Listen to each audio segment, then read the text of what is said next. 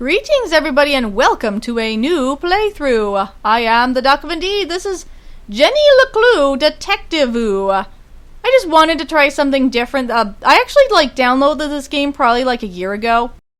I got it for really autoplay. What? I don't know. Whatever, I don't care. It just looked like something different. I thought I'd try it out.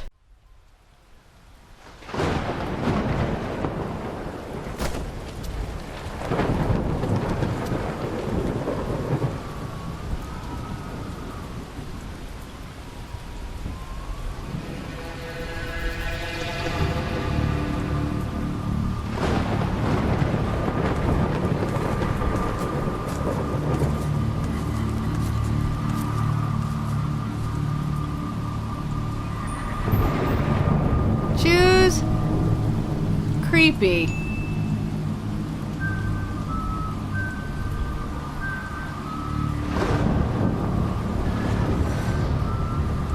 Yeah, I don't know anything about this. I thought I'd do something different. Walk. I'm walking.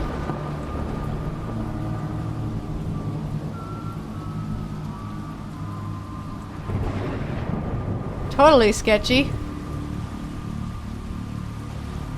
Walking around in the rain with your face covered, very sketchy. Accelerate, okay. Here we go. We're controlling the sketchy looking dude. Yeah, I got this game a year ago. I'm finally getting around to recording it. I was doing a lot of PS4 recording. Now I'm on the Switch right now.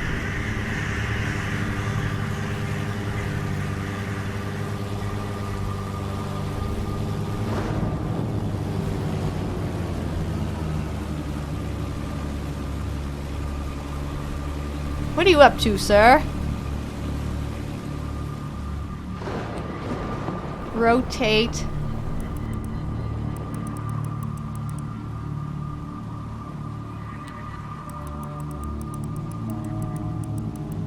So it rotates different ones. I don't know how this works. I cannot get these to line up. Is there some way? Is there some trick here? Okay, line that one up. Then do this one. Okay, I think I know what I'm doing now. Then this one. Okay, there you go. Duh. That was easy once I started. Once I understood it, it was easy.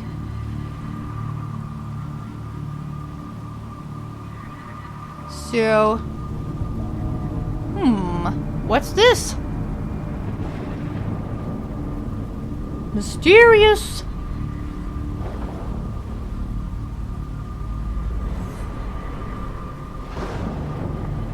What could this be?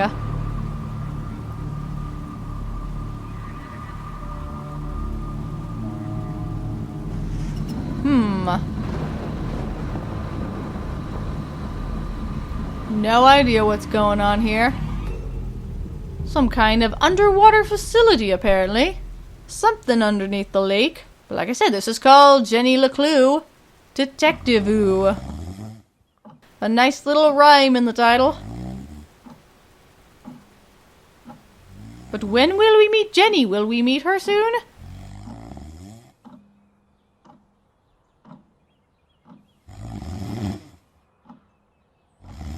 What? Who? Oh, I must have dozed off. Perhaps we need a spot of tea to wake us up. What do you say, Rufus?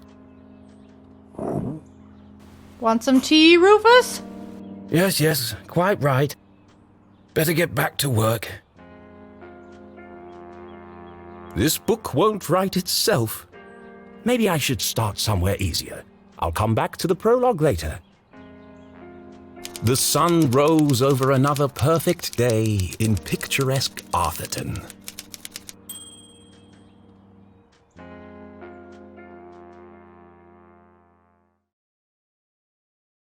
To the casual observer, Arthurton seemed like any other small, quiet town.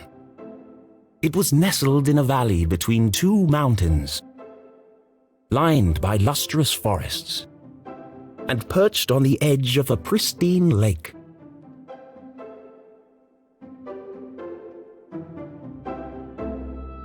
It had a main street with all the essentials, including a place to sip coffee. It had schools, a college, a church, and a police station. It even had a museum no one ever visited. Mr. Bean's coffee shop. It was the kind of place you might find anywhere on your travels. Agatha Christie's. Typical, maybe even forgettable. You can't forget a town with a place called Agatha Christie's. But there was one thing in Arthurton that was unlike any other town in the whole world. Actually, it was a girl. Her name was Jenny LeClue. All right. She's flossing. And she was the world's greatest detective.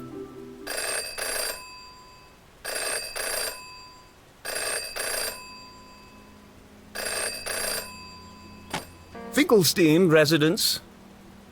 Oh, hello, Glenda. Yes, he said he might ring. Okay, patch me through then.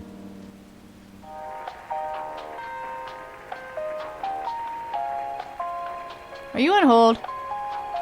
That stinks. Richard? Yes, I got it. I did, and my answer is no. I understand that, but...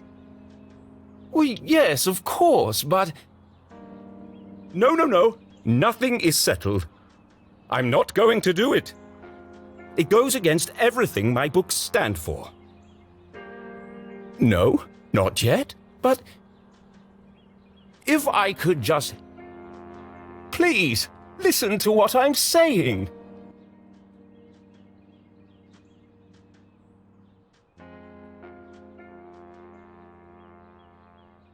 Okay, I can look. Chapter 1, we already read that. What can I click on? Letter to Finkel fans. It's me again, Arthur Finklestein. Here we are at book 38 of the Jenny LeClue series. Thank you to all the new Jenny LeClue fans. To answer your questions, the Jenny books will continue. Yes, it will be more of the same. I refuse to change my formula. Arthurton will always be a safe and happy place. I mean, if she's a detective or something, it's not going to be too interesting if it's a safe and happy place, to be honest. Move, change page, okay. Lots of names on there. Okay. We already looked at that. How do you save? I'm curious how you save. I always like to know. That's what he was typing right at the end. What is he talking to that guy about? I don't know why I want that pencil to fall off. There. I did it. Turn off the light. He's got his tea. Oh, there's something underneath that. Gimme. Gallery art. Good for me. Uh-huh. How do I save? By the way, I always like to know. Hope all is well. Afraid I've got bad news. Latest book sales numbers. Young readers want more mystery and danger. You're losing them with her increasingly timid and repetitive adventures. You gotta have excitement and danger. It's too late for the stores to cancel their orders, so we're going to give you one last go. We want you to try a proper murder mystery. Start killing people off. I'm not a murderer. Well, don't literally kill people off. Add some drama. Bottom line is, if you don't step it up, I'm afraid it's a case of Jenny and the last hurrah. So, let's see. Another positive news. Someone from a newspaper finally reviewed your last book. Jenny and the Missing Marmalade Sandwich. 38th book in a series which is past its prime. Once a collection of mystery stories cherished by children, Jenny LeClue has since taken a nosedive. Wouldn't know a good story if it bit you on the rump. Well, I mean, it doesn't sound super interesting. The only mystery left is how this trash keeps getting published. The book makes a great doorstop. I took the worst bits out. Uh-oh. The worst bits. I imagine all this might come as a bit of a shock. We've got to move with the times. Throw in a murder or two, a dash of real tragedy. Maybe you've got one great story left in you. Chin up, though. Richard Inkwell. Alright, that's probably what he's talking about then with that guy on the phone. I got art again, but what else do I do? Oh, I can exit this area, okay. You don't understand what you're asking for. You want me to turn Jenny's world upside down? Kill off my characters and destroy everything I've built over the last 30 years? Fine. I'll give you what you want. But I warn you, I'm a stream of consciousness writer, and you have unleashed my fury. Good day, sir.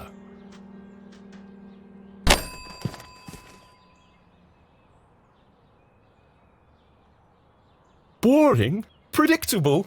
Pah! Well, if it's murder they want, it's murder they'll get. Gotta make it exciting. I mean, you did write apparently 38 books. It is time to change things up a bit. It should have been another perfect day in Arthurton. But today was different. And nothing would ever be the same again. To begin with, Jenny LeClue was dead. You can't kill her off. You have to kill off someone else. You killed off the wrong character. Her skin was pale, her eyes glassy and frozen. What cruel fate had befallen our beloved detective?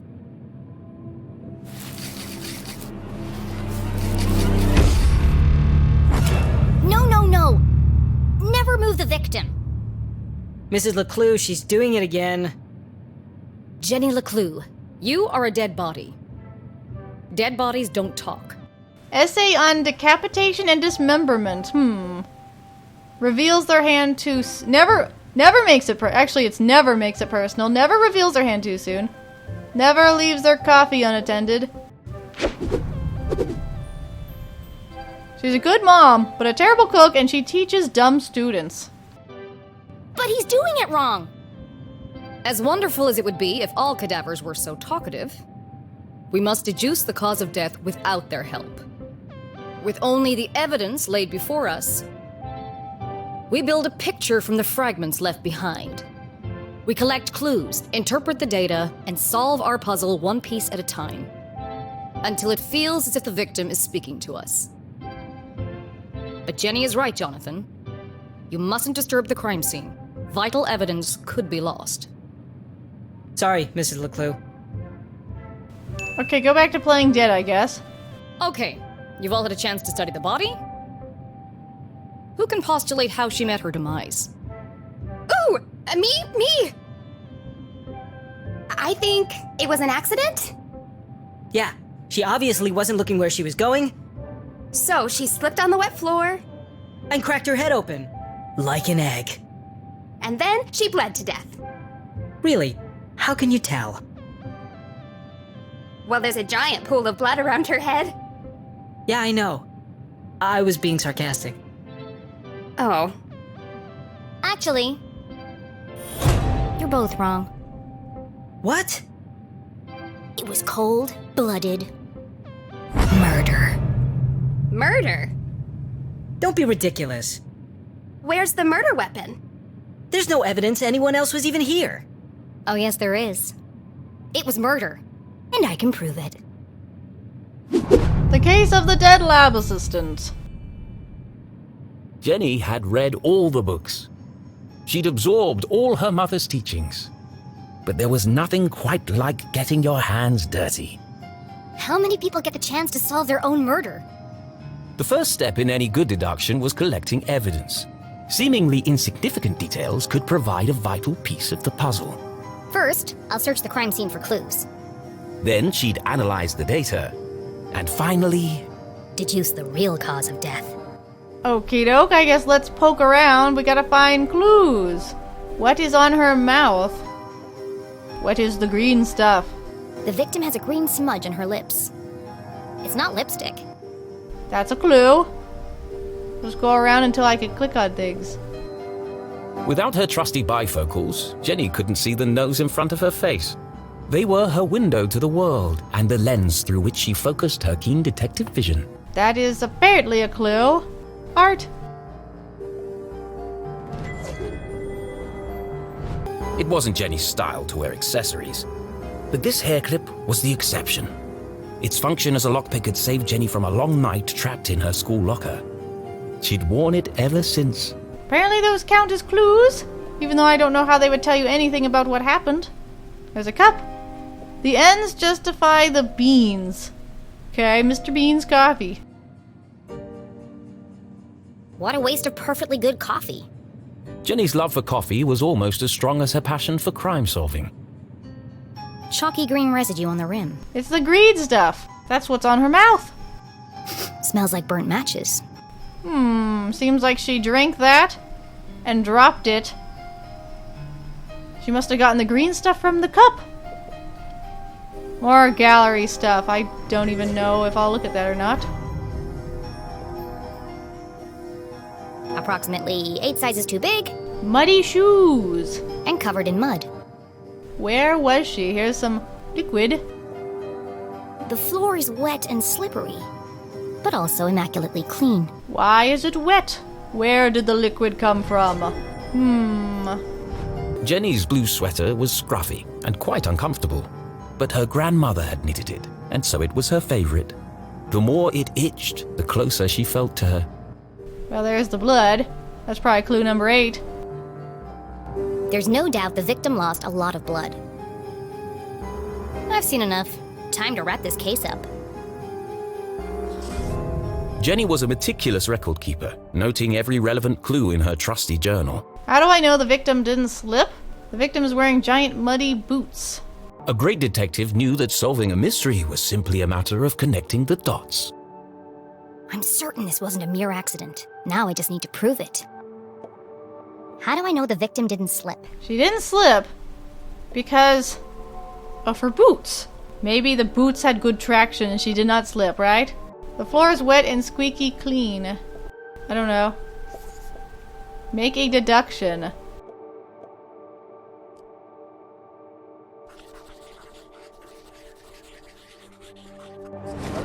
The victim's boots are filthy. They should have left big muddy footprints on the floor. So where are they? Somebody else was here. Either someone washed away her footprints, or she was carried here. Okay.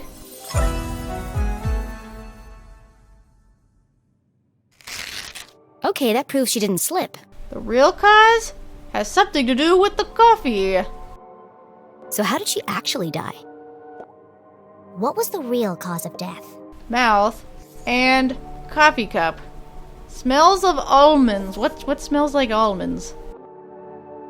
Let's see.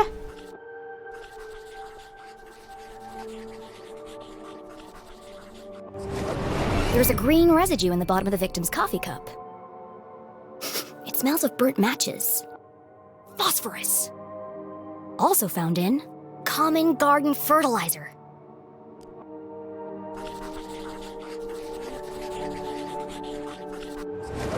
The same green mark is on the victim's lips. Her coffee was spiked with fertilizer. Someone clearly wanted her dead. Of course, it's very easy right now. If I can figure it out, it has to be easy. Ah, the case of the dead lab assistant. Gone before her time. Was it poison? Yes. A blow to the head? Yes. An accident? Certainly not. No footprints in an unshattered mug? She was killed somewhere else and carried here. This is the story of a scorned ex-lover. Why is the mug there? If they poisoned you using the mug and then they carried you, they wouldn't have taken the mug here, you'd think. You would think they would have left the mug somewhere else. Jenny? The gardener enacting his revenge. Jenny! A deadly brew of fertilizer and caffeine coursing through the veins. That's quite enough, thank you. What happens to the gardener? Is this gonna be on the test? Remember, class, even the smartest criminals make mistakes. This is how we catch a killer. But what's the point of all this? Yeah, There hasn't been a murder in Arthurton in years. Every town has a dark side, even Arthurton. By doubting, we are led to question. And by questioning, we arrive at the truth. Okay, that's all for today. Don't forget, next class is our field trip to the morgue. So have a light lunch. Field trip to the morgue sounds fun.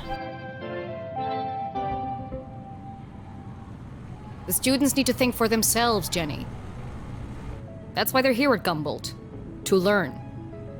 I just figured we all had places to go. Speaking of which, And where are you off to, young lady? I'm a dead body mom, remember? Dead bodies don't tell. See ya. Wait, before you go, I have something for you. Cool. What is it? If I told you, that would spoil the fun, wouldn't it? The LeClues didn't simply hand each other presents. They hid them. It was a family tradition, and Jenny had developed a sixth sense for finding them. With her trusty magnifying glass at her side, nothing eluded her. Okay. There it is. What are we doing? What is that? Oh, I found it already? A new journal. That was fast. To Jenny, there was nothing better than the aroma of a fresh leather notebook. It smelled like mystery. Without missing a beat, she did what any detective worth their salt would do. She decorated it.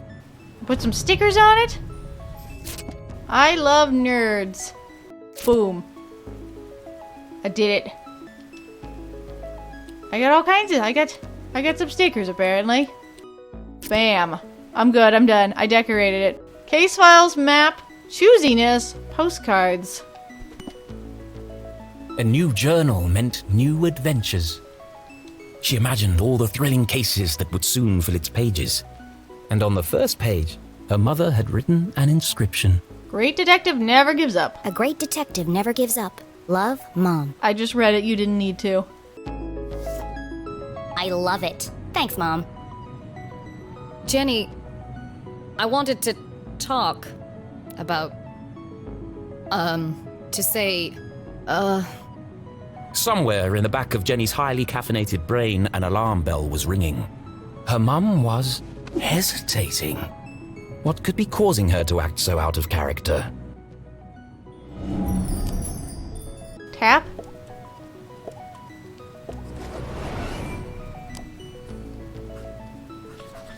Limited eye contact. Okay, hold that. Watery eyes, defensive body language, missing ring. Crossed arms. Furrowed brow. Jenny saw it coming from a mile away. Her mother was about to get Emotional. I really gotta go. no, Jenny, wait. I need your help. What? Really? Jenny couldn't believe her ears. It was extremely unusual for her mother to ask for help. It must be something very important. Tracing the steps of a deranged killer? A cold case that only someone with Jenny's expertise could solve? I've misplaced the students' essays on decapitation. See if you can find them for me before you leave. I have to run. Wow. The case of the misplaced papers. That's not what she was hesitating about. Are you sure you want to trust me with such a complex task? I have no doubt you'll be able to find them. They're around here somewhere. Jenny was unsure if her mother was unable to detect sarcasm or just really good at ignoring it.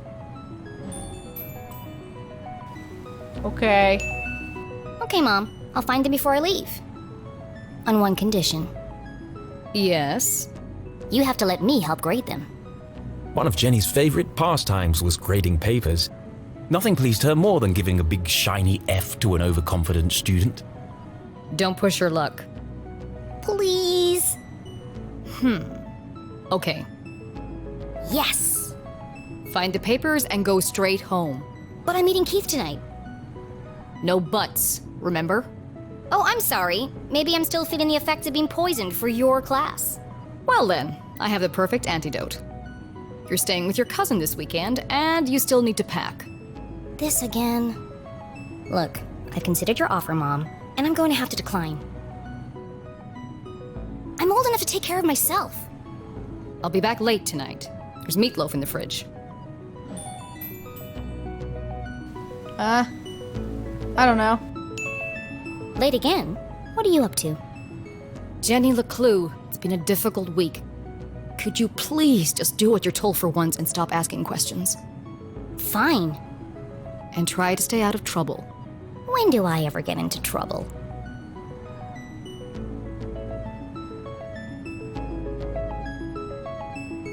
Alright, let's find these papers and get out of here. One of Jenny's earliest memories was making raspberry jam with her mum. It's the perfect substitute for blood in class demonstrations. And better tasting than the pig's blood the textbook recommends. Okay. Gallery art? Okay, I can only go that way. She has like kind of spooky legs. They are pointy at the bottom. Hello, Skelly. Looking rather trim today, Ethan. New diet? What's the matter? Lost your funny bone? Jokes. Jokes!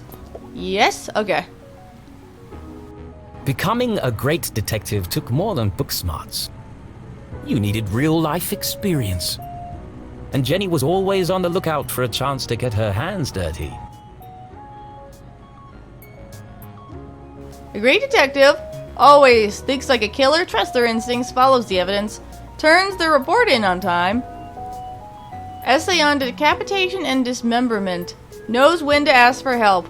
Never makes assumptions or leaves their coffee unattended. They never make it personal or reveal their hand too soon. Here's some art. Another one of those. Am I even gonna look at any of that? I do not know. Microscope. Please do not touch. Someone must be running an experiment. Oh, I just saw artwork on the ground. I wanted to go get that. They said don't touch. Gross. Pretty soon it's gonna sprout legs. Okie doke. What are we looking at here? Pick up scrap. There's something underneath the chalkboard leg. Oh, there we go.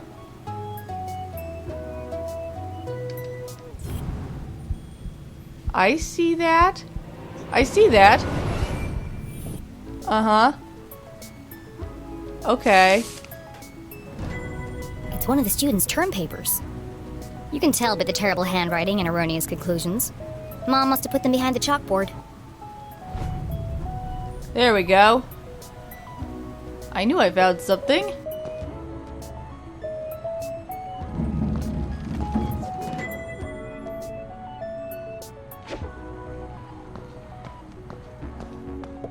There you go, you found them. Found you. Time to get out of here. Woo! She runs fast. Those legs are just scaring me.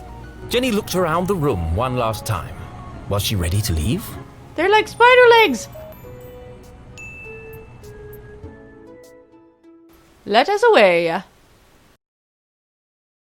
Okay, so she wasn't really dead. That would be silly. No, Jenny was alive and well and ready for another perfect day in Arthurton. Alright, we'll continue in the next episode. But yes, a different sort of game. Thank you so much for watching, and as usual, don't forget to visit us at virtualbastion.com for more gaming goodness. Goodbye, and you're welcome.